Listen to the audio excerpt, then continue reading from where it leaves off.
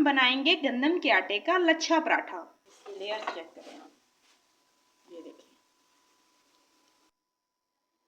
आए हम अपनी रेसिपी को स्टार्ट करते हैं। हम इस तरह से एक रेगुलर सा पेड़ा लेंगे, उसको जैसे हम नॉर्मल बनाते हैं वैसे हम इसका एक पेड़ा तैयार कर लेंगे। इस तरह से दबाते हुए पतला कर लेंगे और इसको एक गोल शक्ल की रोटी में बेल लेंगे।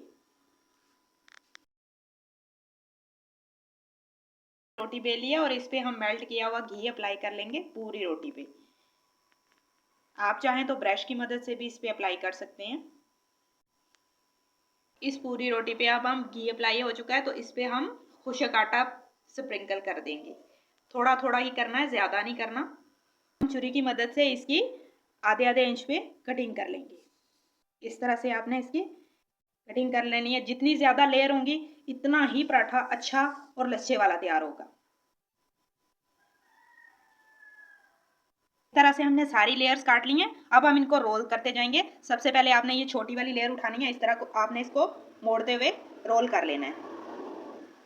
इसको आपने दूसरे के ऊपर रखना है, इस तरह से जोड़ देना है और इसको भी उठा के सारी लेयर्स को रोल करेंगे।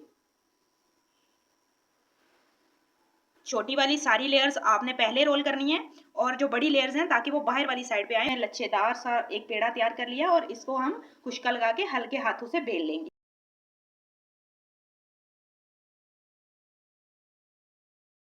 तवे को हमने अच्छे से गर्म कर लिया, इस पे हम थोड़ा थोड़ा सा घी अप्लाई कर देते हैं। अपने पराठे को उठा के इस पे आराम से डाल देते हैं। ध्यान से डालना है ताकि घी आपके ऊपर ना पड़े। 1 मिनट के बाद हम इसकी ऊपर वाली साइड पे भी थोड़ा थोड़ा सा घी अप्लाई करेंगे, जिससे लेयर हमारी काफ़ी ज़्यादा खुली खुली सी और लच्छेदार सी आएंगी। उसके बाद इसकी साइड को चेंज कर देते हैं।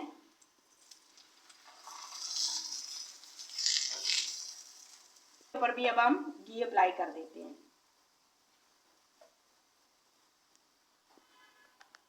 1.5 मिनट के बाद हम इसकी दूसरी साइड टर्न कर देते हैं और इसको रोल करते हुए हम इस तरह से पका लेंगे। इसको हम हल्का हल्का सा रोल करेंगे। अगर आप इसे रोल नहीं करेंगे तो ये खस्ता और करारा नहीं बनेगा। हम इसे डिश आउट कर लेते हैं।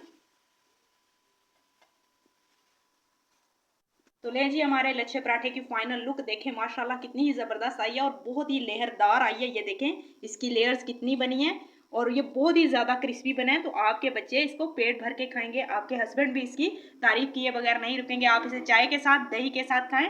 बहुत ही डिलीशियस रेसिपी है। तो काइंडली आपको अगर मेरी वीडियोस, मेरी रेसिपीज पसंद आती हैं तो मेरे चैनल को सब्सक्राइब करें, लाइक करें, शेयर करें और मुझे अपनी दुआओं में याद रखें। अल्लाह हाफिज़।